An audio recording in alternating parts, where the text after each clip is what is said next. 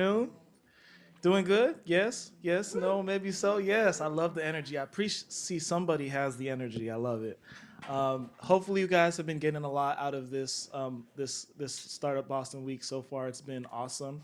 Um, you know, uh, we exist for one purpose, and that's just to bring together the startup community in ways that I really have not seen before. We want to give you guys the resources that you need, whether you're an early stage founder or whether you're a Series Z fundraise right now. But we really appreciate you guys coming and taking your time. And then we also really appreciate all the panelists that have come today as well. My name is Jacob. I'm the founder of Proctor, which is just a property management application. But this is really special for me because I actually just moved here to the Boston area 3 weeks ago. And we couldn't to be able to come to something like this is really special for me, and we couldn't do any of this without Suffolk University in particular. You guys see the space that we're in right now. They graciously donated not just their space but also some of their time and resources in helping us put this all together and make it happen. So we would be remiss if we didn't give them a shout out and mention that they have a booth here on the, I think it's on the second floor, if I remember. So if you're interested in any entrepreneurship, programs, or maybe even if you're looking to maybe help some students that are coming to the university and maybe looking to get plugged in that way, there's those opportunities. So make sure to stop by their booth and ask them about that. But without further ado, I'll hand it off and we'll get started with our panel. Thank you so much, guys. Welcome to Smart, Safe, and Sound Building Wearable Health Tech that works. My name is Jeremy, and I'm really excited to be your moderator for today's panel. And as many of you know, designing healthcare wearable tech isn't just about building cool technology. It's about building something that can improve the outcomes, enhance experiences, and improve the lives of patients and providers. And so in today's session, we'll be diving into and exploring what it takes to design and launch wearable health tech that is not only effective, but also safe and trusted as well, and sustainable in the real world. So I'm thrilled to be joined by our panel here, three experts who'll be bringing unique perspectives to the challenges of what it takes to take a wearable health tech from ideation, from just a sketch on a piece of paper, to actually launching in the market. So yeah, you guys are really in for a treat because they'll be sharing some insights from their own experiences and give us a window of what it takes to launch a wearable health tech product. So before I let them introduce themselves, I'll kick us off with an introduction. So my name is Jeremy Chow. I'm the founder and CEO of Tactus, where we build and develop wearable devices that translate music into vibrations for deaf and hard of hearing individuals. And our goal is to make music more inclusive and accessible for the deaf community. I'm a technical founder with a background in mechanical engineering, and before dedicating myself fully into my startup, I worked as a electronics project manager, launching products from design to manufacturing in the industrial controls industry. So with that, I'd like to pass it on to our panelists and have Megan introduce herself. Thanks, Jeremy. So my name is Megan Gagney. Can you all hear me okay? By the way, all right. If you ever can, just raise your hand. So my name is Megan Gagney. I'm the director of product at Perkins School for the Blind, which might sound strange as to why I'm sitting on this panel. I've been at Perkins for about 4 months. Prior to joining Perkins, I spent about 4 years at two pre-seed Series A startups. One was in the personal emergency response system, wearable tech. The other was in women's health tech. For both of those, I was their heads of product. We were about like 10 people size company. So just to sort of level set when I joined. Before joining those two small stage startups, though, I grew up as a product professional at Bose Corporation. So I was in the Bluetooth on the go division for about 6 years, where I worked on all on the go speakers and headphones. I then moved over into Bose Health. And a lot of folks didn't know that Bose had a health division. Bose actually launched the first ever direct to consumer FDA cleared hearing aid. I worked on that product. I then moved over to the Bose sleep aids, and I was recruited out of Bose to join the small stage startup. So most of my career, minus the last 4 months, has been in wearable tech, bridging across both medical consumer sort of health space and the medical wearable space. Cool. Awesome. Can everyone hear me? All right, great. My name is Rich Lay. I am the design director and founder of Context Agency. We are a small agency based out of Hyde Park, where we've worked with a lot of enterprise companies, building products and services. Most of my experience comes more from the digital space, but with a lot of the experience I've had working in rare diseases and working in clinical trials. I've worked on electronic clinical outcome assessment tools. And so that's very important for collecting data as therapies are trying to make through clinical trials, as well as working on bridging the gap between like the physical experience of patients with managing their diseases through like various like apps or tools and just IoT. So yeah, that's me. I'll pass it on to you. Thanks, Rich. Hi, can you hear me? Okay. My name is Teresa Nelson. I am the president of Phases Project Management. My business is helping companies to develop and launch their medical device products. So it's from ideation to commercialization that I help them. And my background is mechanical engineering. I've been working in medical devices for about 24 years now and doing project management for the last 11. Some of the devices I've worked on, they are not wearables, but I've worked in surgical sealants, dental devices, dermatology devices, and I've also worked on the contract manufacturing side with a contract manufacturer that actually built the devices for their clients. So I'm really happy to be here. Thank you. Awesome. Thank you guys for those introductions. So like I said, I'm really excited to dive into the discussion today. If you have any questions, please save them till the end. We'll allocate some time for you guys to ask the panel some questions. But to kick off the conversation, I'd like to start with what I think is at the heart of wearable health tech, and that's the people who are using, the people behind it. So at the end of the day, the success of these products isn't measured by how advanced or how cool the technology is, but how well it fits with the lives of patients and providers and the people using it. A device has to be, especially a wearable, has to be comfortable, it has to be trusted if it's going to be actually making real impact in the world. So I'd like to begin the conversation teeing off a question to our panelist designer, Rich. From your perspective, what do you think defines like a successful wearable health tech product beyond just its technical capabilities? Yeah, sure. So obviously taking it from a design standpoint, thinking about desirability is definitely very, very important. That's where a lot of my focus is. And funny enough, good choice in putting these panelists together, where we have someone who's really representing like a lot of the business, design, and engineering.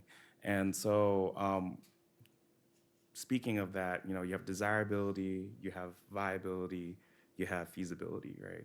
And so for me, thinking about desirability, thinking about whether or not only if you're thinking about like user experience, for example, right? Not thinking about just usability and accessibility, but also thinking about acceptability and thinking about whether or not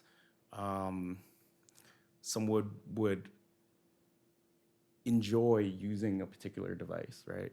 Now, depending on the therapy or the disease, right, some users or patients might be just kind of stuck with like, it is what it is. I just need to do this because it's going to help with quality of life, right? But you know, thinking about, well, if it's a wearable device, do I want this to be visible? Is this going to fit my style and personality even? I think a lot of these things, when folks are coming up with a product concept, these kind of get left behind because they're not considered like table stakes, right? But I think that it's an absolutely a table stake because you can get all the way up to the finish line and then at the end the patient's like gonna be like, no, I'm not wearing that, and you don't want to get so far invested into a product just to find out that you didn't take the consideration of would someone even want to use it, right? Or sure, they might need something like this, but would they want to actually use that particular product that you created? Yeah. And putting, can I jump on that? Yeah, absolutely. That's difficult to measure, right? And it's hard to know where the consumer is going to care because we might talk about, yeah, it's a short period of time. It's socially acceptable for, people generally recognize this as, sure, it's a device I need to have. But what if we start talking about medical devices that signal to somebody, I have an impairment and I don't necessarily want you to know that I do. I need to wear this, but I don't want others to know that I have it on my body.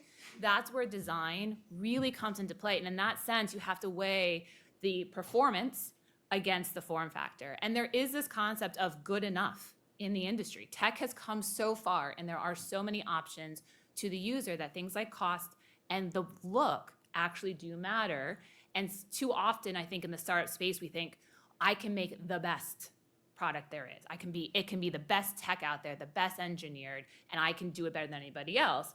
But if someone doesn't want to put it on their body, then it's a paperweight at the end of the day. And you're going to have a hard time getting the investment. You're going to have to have showing attention and traction and then growing the business from there. So it's really important that from the outset, you figure out who is the customer and what are the other factors besides just the engineering solution you need to be considering. Yeah, guys, that's great feedback. And you talked about this form factor, right? So early on, you want to test the waters. You want to test out your design. You want to test that out from like a aesthetics point of view, but also from like a technical point of view. So I'm curious to get you guys' thoughts on it. Like, how minimal does a prototype, and how minimal can it be for it to give you valuable feedback? Do you mean, who are you? Megan, Me? yeah. Okay. And then Teresa, from an engineering perspective, I imagine you've got lots of thoughts on this too. So from a product side, I want feedback as early as humanly possible. I want to get something in somebody's hands quickly because I can always put the disclaimer on it. I can say, sure, the weight's going to change, but what do you think about this? And how does this feel to you? What does the size feel like? Would you even wear it? What would you pay for it? And the earlier I can get that, then every tweak that I make from that point forward, I have a benchmark to go back against. And you can do this in really cost-effective ways. I do caution, though, thinking about who you're asking. Make sure you're asking who your customer is going to be. I know we all like to use friends and family because it's free and they're the most accessible to us, but friends and family don't want to hurt your feelings. They just don't. They want to support you. And so think about how often you ask them for feedback, how early, how much weight you put into that, and then where else you can supplement those early prototype feedback stages. Teresa, I'm sure you have some. Yeah, so I've seen projects where early on in the design, they will put together some slides with concepts and show those to potential users, either patients or physicians.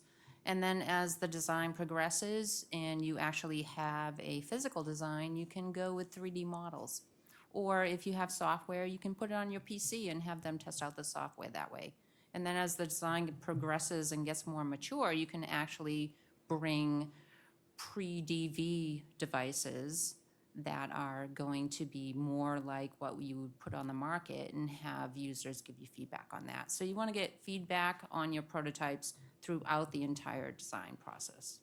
Especially in the QMS development stage, Yes, right? So yes. there are phase gates that you have to follow. You cannot shortcut them if you're doing med device. And so where those prototypes come in, the level of fidelity, what you're going to do with that data, all matters when you align it with the gates. And so Right. as Teresa was talking about, it might feel like you're slowing things down, but it's important to do that mapping early on so that it will save you time and expense later on in the program. Right, and if you are developing a medical device, you have to go through formative and summative usability studies. So when you're doing those early feedback, make sure you capture that data and document it and put it into your design history file. Because you're gonna wanna, if the FDA wants to see that information, you're gonna have to have it on record. And then you can use that feedback to feed into your design, and then it'll support your summative study later. I'll also add that absolutely anytime you can get feedback and as soon as possible, that's gonna always be the best, right? However, I think also considering the fidelity of the designs, because as you add more to the fidelity of a prototype, it'll change things, right? In addition to that, another layer to add on to that is thinking about the context in which that design or that product or service is actually used in, right? You know, you can test something in a lab, for instance, right?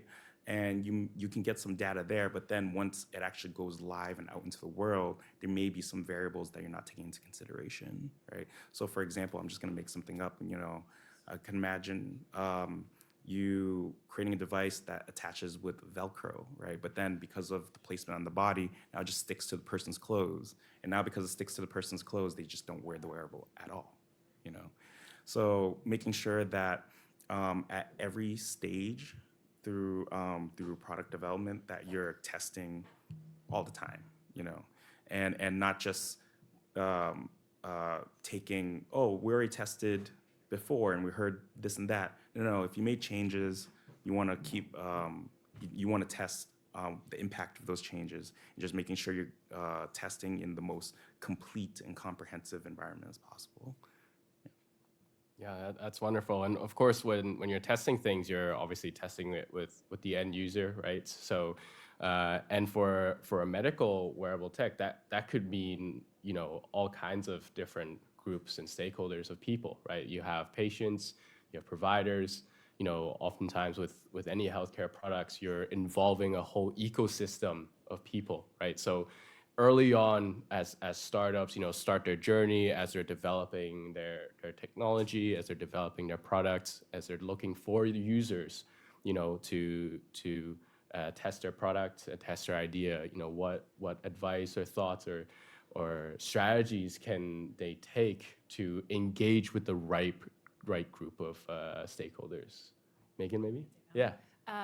So I sort of touched on it before. Doing the work up front to figure out what your requirements are and your features are is incredibly important, because once you deem something a medical requirement or a consumer requirement, it changes how you can test it. It changes the strategy, it changes who you can bring in and when you can start testing those features. Because the second you start testing them, the FDA has a right to look at those results. And you have to start tracking the defects against them and your quality and validation. And so when you do the work up front, you can properly plan out at what phases you're going to do the testing. Where does your clinical testing fit in?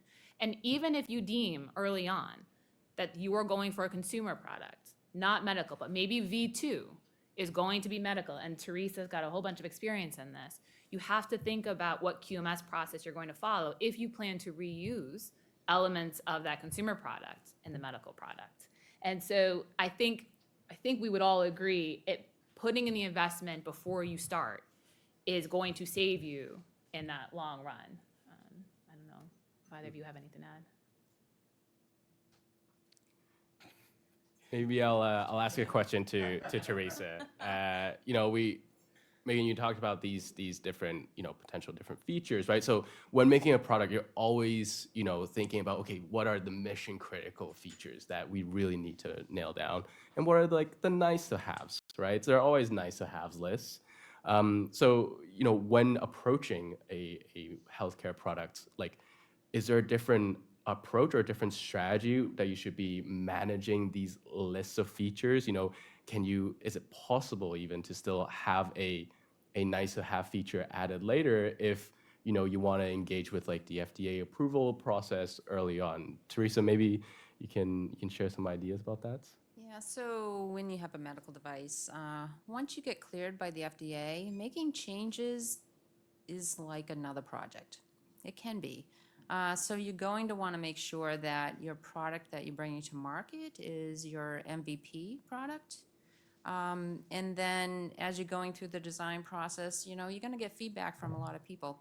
And you can't just make changes willy-nilly in the middle because you're going through design verification and validation. And then once you finish your validation, that's the device that you should be bringing to market. So you can plan out new features, but you're going to have to be very selective and have a very good reason for why you need to add them, Yeah, I think because it does take a lot of time. I think one of the tips that I know I've always used as product manager is to get the schedule. You want to get the product out as quick as possible, right? We all do. And so we say, great, well, we can start production at this point. That gives firmware another 8 weeks, or it gives the mobile app team another 8 weeks to finish coding and developing before we launch a product. Then we do a day zero update. That doesn't exist in the medical device space. You can't use that technique, as Teresa was mentioning, because you have to have your V&V done before you can start filing for your submissions, before you can start marketing the product. And so the regality of having your MVP truly defined at the beginning is the sort of the red tape that I think many of us don't want that say hold us back in product development for a medical device, but is critical to ensure that you do get to the finish line at the budget and the schedule that you had projected you were going to do it at. I think what's also important with what both these two are saying is just making sure also that you have the right team around you. And I remember in our earlier call we were talking about how startups want to hit the ground running and just get stuff out there, right? But really taking your time in the beginning, getting like compliance-minded people involved. If you're like a more technical person, making sure you're getting the medical folks involved, so that way you're checking all the boxes off. Because once you get to a certain point, especially once the FDA gets involved, you can't just go, you can't just do anything you want, right, at that point. And you just want to do all you can to make sure that you can avoid any landmines that happen later down the line. And Teresa, you had mentioned in a previous call, sometimes you can roll out improvements to the product once it launches. We've all seen that happen. But depending on the impact of that new feature or the severity of the new feature, it could require a whole new filing, It right? could be a filing, it could be an annual report, but any feature that you do add, you're going to have to go through some type of revalidation. So it's a lot of time and effort. Yeah. And also, one thing I wanted to say was, we're talking about whether you go consumer market first and then medical device later. You have to be really knowledgeable about the medical device regulations. If your device is going to touch the patient or monitor some function of the body, because you might think that you can go consumer market first.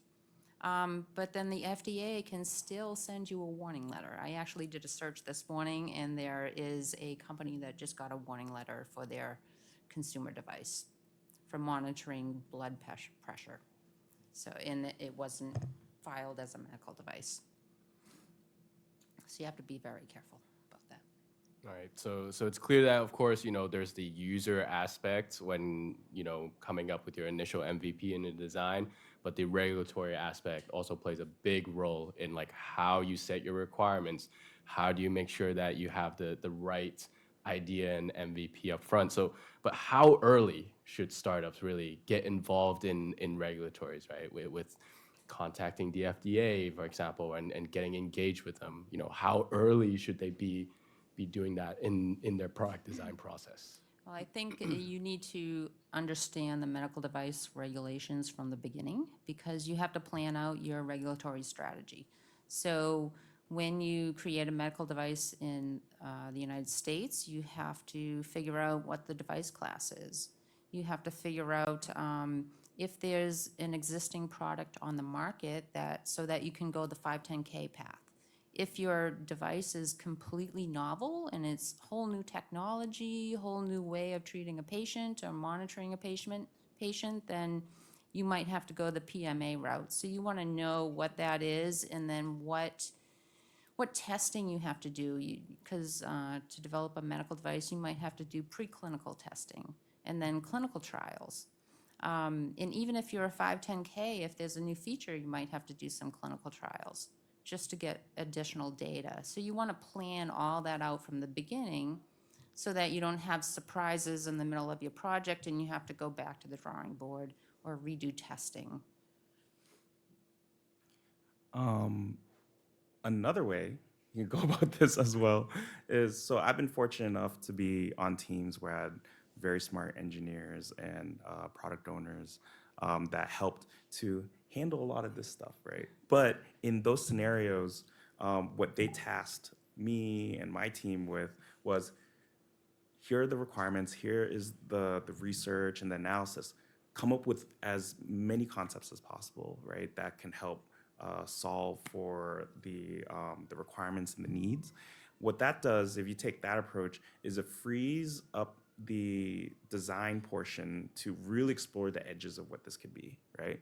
And then relying on your fellow teammates, right, to tell you like, this is gonna work, this is not gonna work. Oftentimes you'll come up with like maybe three or four concepts, and then the thing that you land on is some hybrid of those things, because after you've had some more user testing, some more conversations with compliance and et cetera, right, you land on something that's a little bit more feasible to bring to market, right?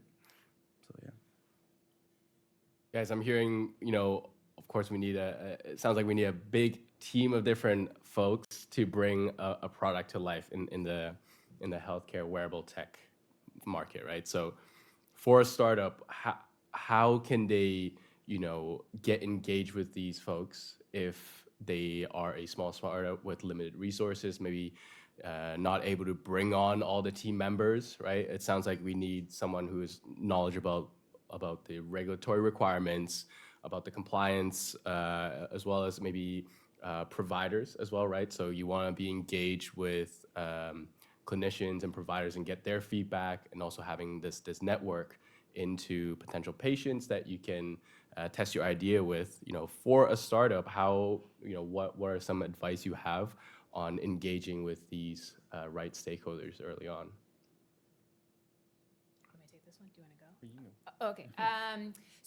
So from my own personal experience, I've found our board of investors to be incredibly valuable resources. So typically VCs have a vast network and they want to help you, that they're investing in your company, right? Doesn't benefit them to not help you.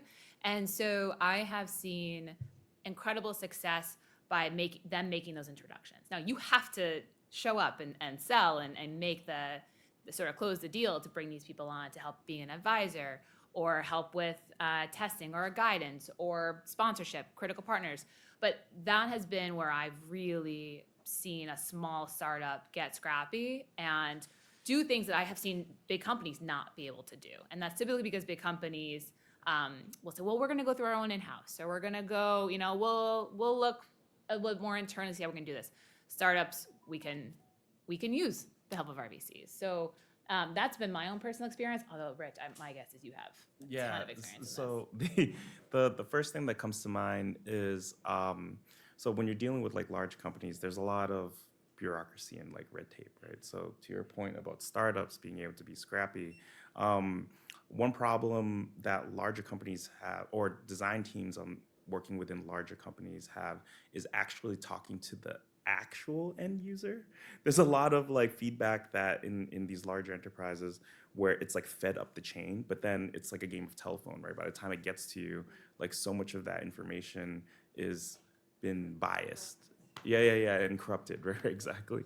And so I think for startups, you can actually go out into the field and just talk to patients and talk to doctors and like directly and get their feedback, really, really raw feedback, right? And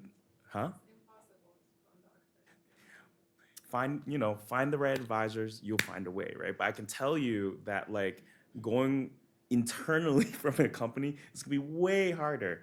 It just because folks, they don't want to get in trouble, they don't want to break any rules, and not saying to break any rules, but like like as a startup, do what you can, right? Yeah. Yeah, I mean, I've seen VCs have those connections in the medical space to other clinicians, and typically they have those connections because these clinicians have been at conferences or have said, "I'm interested in this tech, right? I'm a specialist in oncology, or I'm a specialist in ophthalmology, right? And I care about this, and I see tech having an avenue here." And so typically those VCs or those investors or those partners will have a connection or a connection to a connection that will get you in front of the doctor, to your point, that wants to be involved. And typically, then that doctor has an investment, which it benefits them because they can help sort of provide the feedback that they're hoping to see, but it also gives your company that credibility. It will support you in the clinical trials. It'll make sure you're designing the right product, right? Aren't in, for many of these companies, right? We aren't in that field directly that we're solving the problem for. So we only know as much as we know. Working with the folks who are seeing patients every single day, or working with the end customer who's going to buy the product every single day, that's what they bring to the table. And I think that's where I've personally seen a lot of support from our investors. And to your point, it's difficult to move quick at the big companies. Yeah, for sure. Also, a couple of tools that would be helpful is not just for the design and development of your product or service, but also with this kind of getting exercise of getting feedback, is building journey maps as well as ecosystem maps. What you'll find with these diagrams and maps that you put together is you'll start to consider the different tools and artifacts and people involved either in a particular user or patient's journey, as well as like who are the people around them, right? Like, so for example, I feel like a lot of people working on products in healthcare will forget the caregiver. The caregiver is a super important player in a patient's life, right? But oftentimes there's a lot of focus on just the patient-provider kind of relationship, right? But then even on the provider side, you also have to consider the specialists. We were talking about the oncologists, right?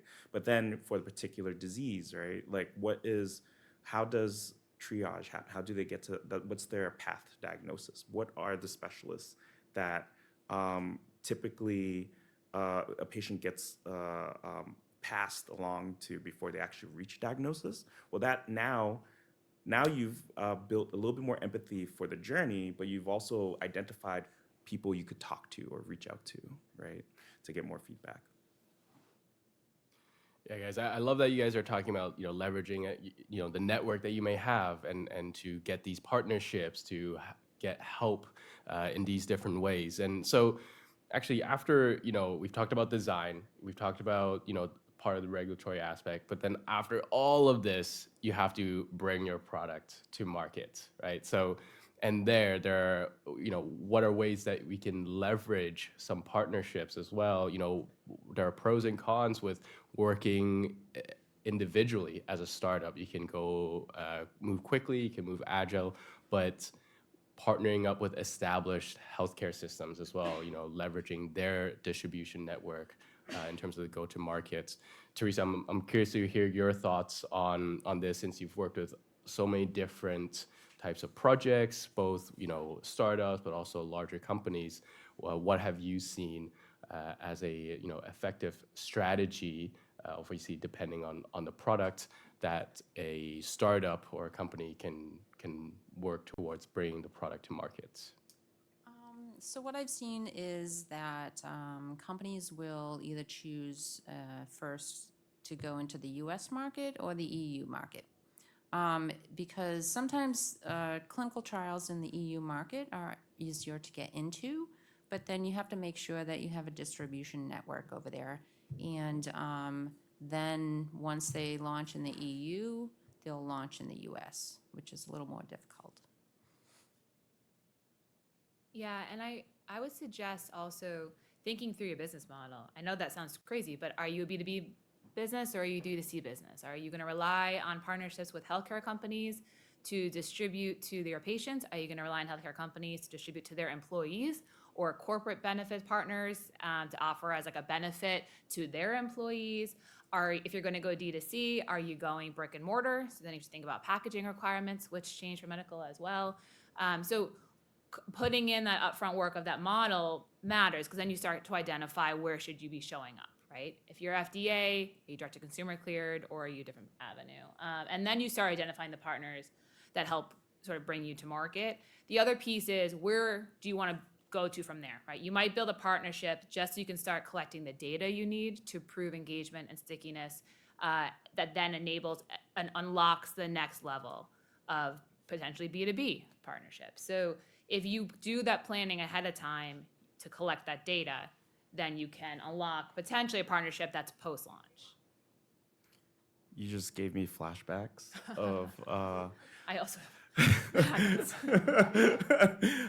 being in situations where it was like B to B to C. Yeah. Right. And these are really difficult situations because, again, going back to the whole game of telephone, right? Trying to get the raw feedback is really hard. But this is where I would encourage all of you who are working on devices or any kind of software or product, to push through the no's as much as possible to get that feedback. Because a lot of times, folks will give you no's like, oh, you can't talk to this and that because it's just inconvenient for them. Not that there's any real red tape, right? But, and again, scrappy startup, do your thing, like find where, don't find where these people live, but like, find where they work, do the whole walk, like knock on their door to get the feedback you need, right? But again, it's just don't, if you know that there's like some stones that haven't been turned yet, make sure to turn those stones sooner rather than later. Also be open to prototyping with big companies. A lot of these big corporations that are brick and mortar want you to prototype and trial first. So they may say, we'll give you 100 stores, you get 3 months on our digital platform only. And if you hit a certain number of numbers, then we'll give you shelf space, right? Or if you want to get into Amazon and get on the FSA store on Amazon, think about, are you going to be distributing and fulfilled via Amazon? Are you fulfilling via yourself? Because that all plays into your bottom line budget. Think about if you're going to be collecting money via the App Store, right? So like these are those sort of B2B, B2C strategies you should think about, and then identify the partners that are going to help elevate you to get to that space. So sorry, I just touched your. Yeah, so I think too often we say, well, I want to work with Amazon, or I want to be on Target shelf, but why? Why do you want to be on Target shelf? Why do you want United Healthcare to back you, right? It needs to tie back to sort of that end customer that we were talking about earlier on. Yeah, it may be attractive, on paper as an idea to be like, yeah, working with Amazon, that's great. We can put that on our pitch deck. It looks great to our investors. But actually, like, what are the pros and cons of working with such a big, established company, whether it's, Amazon or maybe established healthcare providers as well? Like, what are some of the pros and cons there as a startup from the startup point of view?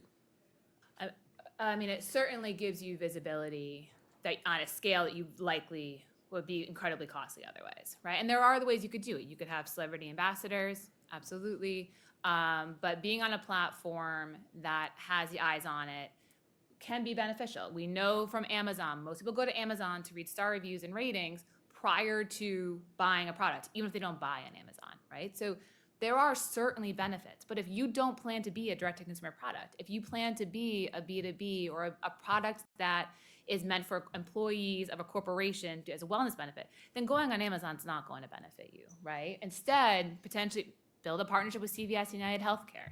Then you can sort of grow from a brick and mortar space up to a full health distribution around the United States. So you have to sort of think about how you get to your end customer to then identify the partner that's going to get you there, not just say, well, I want to be the big name. The other thing to consider is a lot of these big players don't always play nicely with each other. So if you sell on Target, will a Walmart carry you later on, right? If you go with Aetna, will United Healthcare? By the way, I'm saying all this, I'm not telling you they don't play nicely together. I'm just giving examples, right? But think about where you want to be in 5 years and then work backwards and pick the strategic partnerships that get you there, not just the first person that comes knocking on your door. I'll add add to that, the first thing I thought about was definitely channels for sure, like Yeah. distribution channels. That's huge, but also thinking about what specific resources that these companies might be able to have to help you either speed up or even again from a design perspective get you the feedback that you need, right? And to be able to either move more quickly or build a higher quality product. Obviously, read the fine print, right? What are you sacrificing by joining these companies? But it really all comes down to strategy. Yeah. Yeah, and obviously big trade-offs in speed and control, right? So as well as scale. Teresa, I want to get your thoughts a bit on this to see if maybe partnering up, going back to the regulatory aspect of it, we're not partnering up with established healthcare providers, kind of give some credibility towards a FDA approval, where they may have some resources to help a small startup. Do these partnerships make the regulatory path any easier? No, not necessarily, but when you do partner with physicians, it's great to get their feedback. They could participate in clinical trials, user studies, and that's all really important information to go into the submission. Where I've found working with particular healthcare providers or principal investigators is important is their access to certain patient populations. So thinking about not just the specialty that a physician might have, but thinking about where they're located and like the patients they have access to be able to, again, further help you with collecting feedback and doing testing, that sort of thing. And there's a level of credibility that comes with either the physician or if you get the stamp of approval, like I mentioned, from a celebrity or depending on which sales channel you're going through, QVC, again, depends on who your end customer is, right? So thinking about where your credibility to the end customer is going to come from. That's really important in the medical space because especially if you're D2C, if this is not going to be a product that's gifted from or handed from the physician to the patient, and the patient or consumer needs to buy it themselves, there needs to be a level of trust that is inherent from the end user for them to continue to first buy it and then continue using it. So if you're a small startup, how do you build that trust without essentially having the money to be on Oprah's favorite things list? Frankly, right? And so how do you get there? And I think the clinicians is a huge step in this. What if you're building a product that might cut the clinician though out of the pipeline, right? There are a lot technologies moving in this space where you don't have to go see a clinician anymore in a med device space. But if it's FDA cleared, you could buy it on a store shelf. So you may not get a clinician to sign off on your product because you're sort of dipping into their toe. So then how do you gain that? That's where I think you could talk about strategic partnerships with health insurance companies or other players, potentially other larger players who are also building up in this space. Awesome. Thank you guys so much. I want to open it up now, maybe to the audience. If you guys have any questions we want to ask, first hand up right here. Let me give you this microphone. So, Teresa, you mentioned about any basically monitoring requires FDA approval, if that's what I understood correctly. Is that correct? So if a wearable is monitoring or tracking something that needs FDA? It may. It may. Yeah. So I don't have a wearable device, but I do have a platform that integrates wearable devices. And I wonder if I need to have FDA approval because we're also monitoring and tracking biometrics. It depends on the data that you're tracking and the decisions that the patient or a physician would make from it. So if your device is monitoring atrial fibrillation, that's going to be a medical device because that's a serious medical condition. But if your device is just monitoring, like your iPhone monitors how many steps you take a day, that's not a medical device. It's just giving you information on healthy activities. Yeah, so you should review the FDA requirements for what is and is not a medical device.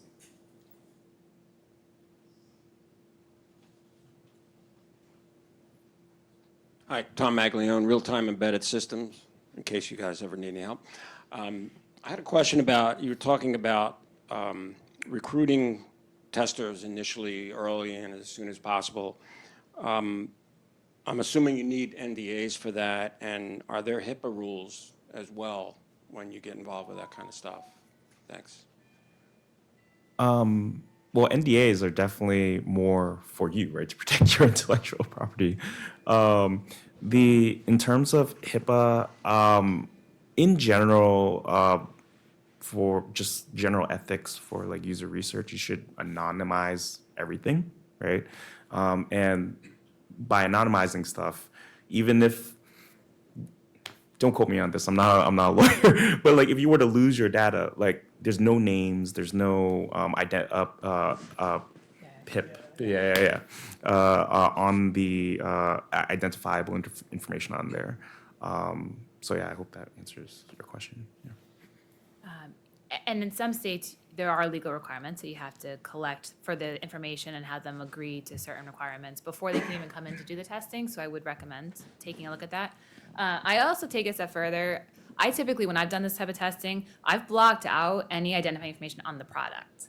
So you don't want to sway the users and the testers' opinion of the product because of a name on it. If it's a no name or a brand name, right? So think about, and I've worked on projects where we've just literally put electrical tape over it, over the logo, just because we don't want to bias the feedback they're about to get. So think about not just anonymizing user data, which is essential, and the legality around it, but then also how do you anonymize the product that they're testing so you get unbiased feedback? That's a good one. You're really smart. I'm just really old. I've been working on graphics. Yes, we have one question here. Thank you. A great review of what I call the product development process, so starting from zero and working your way all the way through to the market.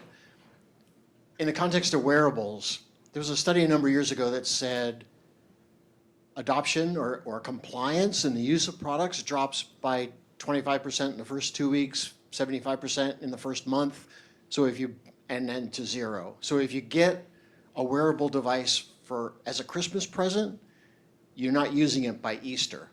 How do you deal with compliance? So say you do everything right. You've got a great product definition. You've defined whether it's a 510K or a PMA or whatever the regulatory hurdles are.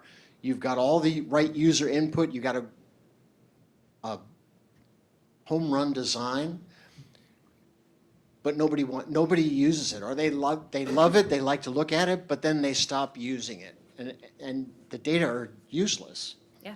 How do you deal with compliance, patient compliance? Like,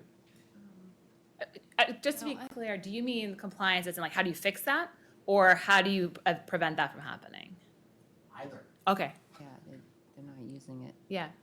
I would have to say if they're not using it, then you must have missed something in your requirements in your design. Because if a patient has a condition and your device is addressing that and it's helping them, then they're going to want to use it.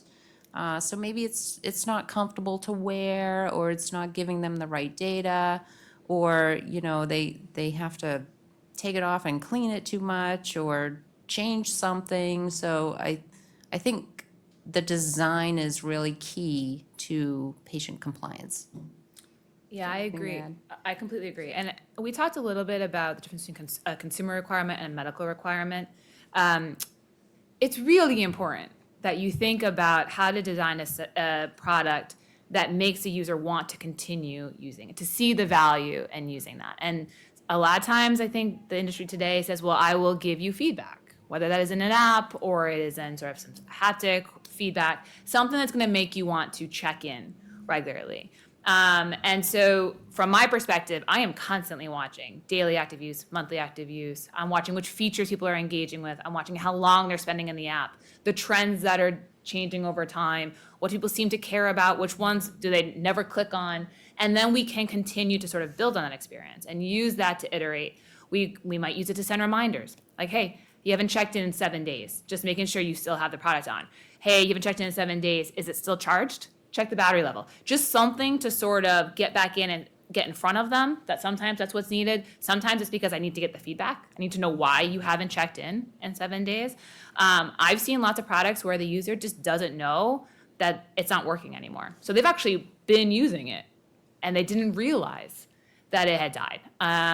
What do you do to counteract that? And so I think building in touch points and check-ins to the user that will allow you to enable it if you need to, like to sort of pull that trigger and if it's needed, I guess. Thank you. Yeah. Do you have, Rich? Yeah. So the first thing that came to mind is building some kind of support or retention program, a way for users of your product to be able to not only make complaints, but also call it like patient success, right?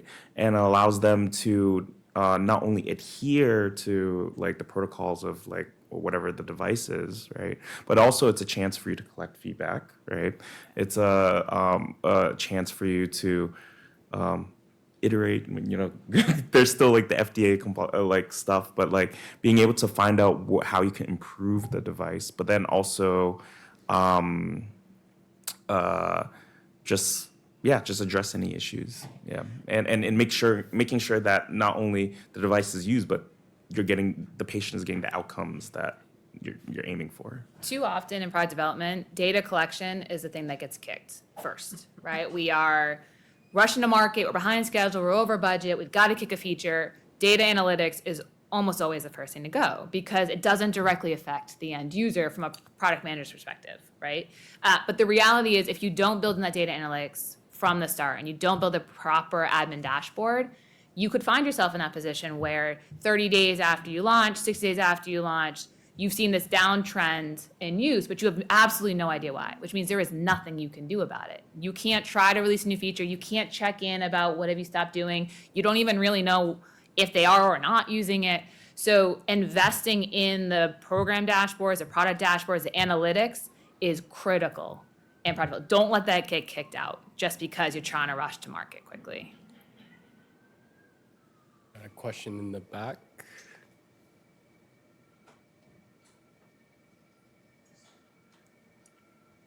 Hi, my name is Alexandra. I've worked in the federal health as far as Veterans Administration, hospitals, things like that.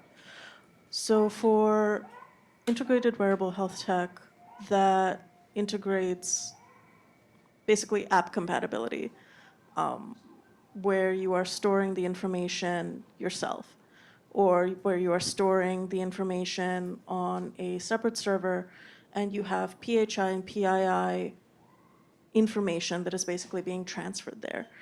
What concerns would you address with handling that PHI or PII, and what security measures would you want to make sure exist? You had a good answer this last time we chatted. Yeah, so you have to really be careful with patient information to make sure that, you know, if that data is being stored on the cloud, that nobody has access to it. So cybersecurity is a really big thing in medical devices these days. So as you're developing your device, you have to make sure that you take all the steps needed to make sure your data is secure.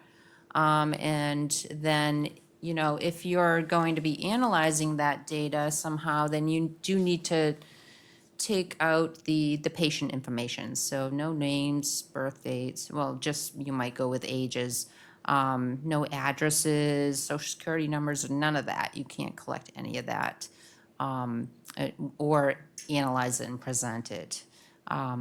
Yeah, so I think cybersecurity is the biggest thing, and then making sure your software is designed properly.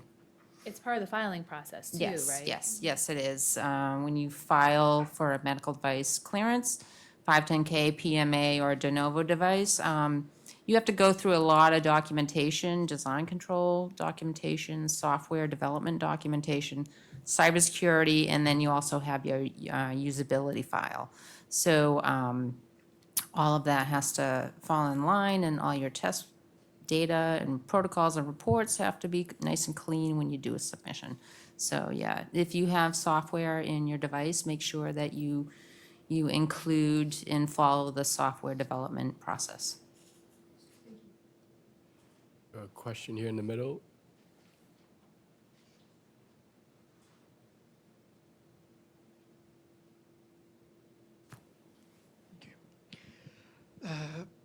I'm Cedric. I'm electrical engineer, and my question is that if you use off-the-shelf wearables that already have FDAs, and they already have their own software and their own certifications, and you go and add a software on that, which improves the quality of the data gathered and the decision making, then do you need FDA approval for that or not?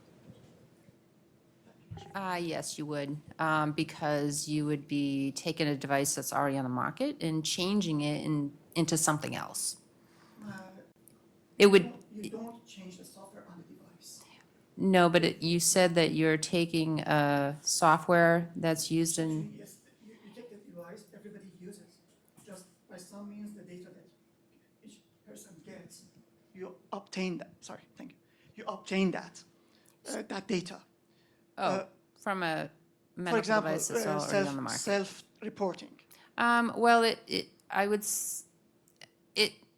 it might be a new submission because you're taking data and you're manipulating it, and then you're presenting it to a physician or a patient, and they're making a decision on their health or treatment with that data.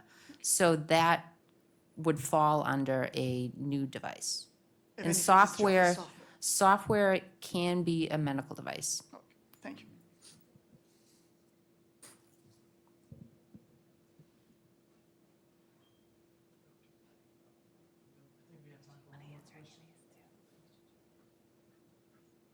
Hi, my name's Shlok, and I wanted to ask you that if you want to help a certain people or certain patients who are struggling with some problem, what's the best way to get into contact with them, or like best way to learn about their pain points so you can make concepts or make ideas to help them out? Co-create. Now that doesn't answer the finding part, right? Like what we've said in many different ways. Find good advisors, network with like physicians, and to get and oh, actually, patient advocacy organizations are great for sourcing folks who can give you feedback. And in terms of the second part of the question, co-creation, especially if you're starting with early concepts, put it in the hands of the users and be like, hey, and keep it very, you can use Lego blocks or clay and just say, hey, we're thinking about a device that does such and such thing. How would you imagine that, Or even giving them a prototype and saying, like, how does this feel, and watching them use it. Now, if you were to change this, how would you, and just let them change it, in front of you. And get these end users involved early on. Yeah. I would build on that too, because I think that's all spot on. And I would also say expert interviews early on. If you're before even the prototyping phase, if you just think there's this issue, I don't quite know what it is or how to solve it, but I know something is there, just start calling. And that sounds kind of crazy, but start cold calling, start reaching out to friends of friends, and talk to anybody you can possibly talk to who's in that space or related to that space. Whether it's a caregiver, as Rich was talking about before, because they are often forgotten, whether it's a physician, whether it's the end user, and talk to as many people as possible. Don't try to bias the conversation as you're talking to them. Come in with questions. Just listen to what they have to tell you. Don't come in thinking, how can my idea fit into this space? And then that leads to that sort of co-creation stage from that point forward. I will say, be really mindful when you reach out to folks, though, what you're asking of them. And are they students, right? Are they patients? Is there a disability that you are going after? And be thinking about sort of the human side of it, thinking about the sentimental, the intimacy side of it is really, really important. Too often we see this as a medical space. It's medical, so we're just gonna be matter of fact and go right at it. But there is a very sort of intimate, sensitive side to a lot of the solutions that we're trying to solve. And very often we forget that, right? Rich talked a lot before about putting the user first and remembering this is a person. And so keeping that early in your insight when you reach out to them will oftentimes get you the best sort of response back. Thank you guys so much. I'd like to thank our panel today for sharing their insights. It's been incredibly insightful. Thank you so much. And thank you guys for showing up. And shout out to Startup Boston for putting this amazing panel together.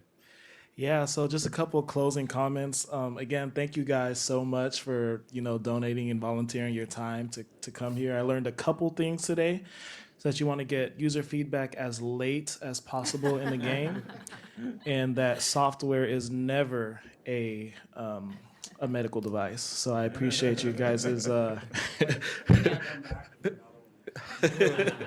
So again, thank you guys so much. Just a reminder, we have our startup crawl happening here at 6:30. Make sure you get there on time if you wanted to participate. There's limited spots available. So just make sure you get here on time if you do that. I know that's going to be a good time. We encourage mingling, but if you could do that outside the room so we could turn this place over for the next event, that would be great. If you're virtual, we're gonna have you can just stay put. We're gonna be here, but it'll be at 4:30 is the next 4:30, 5:30. Goodness gracious, thank you. But again, thank you guys all for coming, and have a great day.